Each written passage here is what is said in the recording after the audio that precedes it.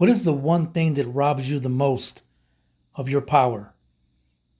The single most disempowering thing in your life. What is it? Hello again, everybody. This is Ruben with a quick little video to inspire you, encourage you, challenge you, upset you, offend you, but to tell you the truth. And tonight, I want to talk briefly about something that I was talking to Ava about earlier. I had her in tears, as I usually do. She's crying, falling apart, melting. She's catastrophizing itty bitty little things, and just her whole world's falling apart. But aside from that, I want to talk to you about something that I know kills us all. It's the one thing that disempowers us more than anything else. And it's this. It's the victim mentality. Now, you have read some of my stuff. You have seen some of my videos where I talk about the victim mentality. And so I won't cover a lot of the details with that. But I just want to talk about this really, really quick.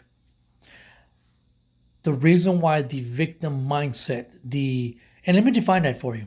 The victim mindset is this. It's when you blame someone or something else for your misfortune. Keeping it in context, let's take, for example, you lose your job. You lost your job and you're going to blame your boss. You're going to blame your coworkers. Maybe somebody snitched you out, or maybe you showed up to work one too many times late. Whatever the situation may be, you lost your job. And so the victim mentality does this. It looks for excuses. It looks for scapegoats. The person with the victim mentality is looking for somebody to blame for something that they did. That's essentially what the victim mentality is. So, when you think about it, I think you would agree with me that the single most disempowering thing in our lives has to be the victim mentality. And I'm going to tell you real briefly what I told Ava. Here is why the victim mentality is a silent killer. Because the minute that you and I blame someone else for something that we chose to do, we literally forfeit our power. We literally hand over the ability to do something about our situation.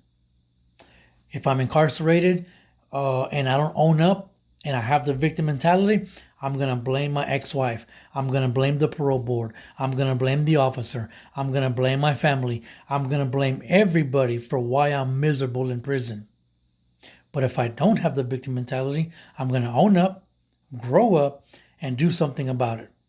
If I have the victim mentality and I'm here in my home and I begin to just go off on everyone and blame everybody for why I'm pissed off, when in reality, I'm upset because of something I did at work or something I did outside, and the consequences are following me here, and I'm going to blame someone else for it. Victim mentalities are horrible because they literally rob from you and I the ability, the power to do something about our situation. I make a bad decision. I sow a bad seed. I reap a negative consequence. I don't like that consequence naturally, but because I have the victim mentality, I'm going to blame somebody for it.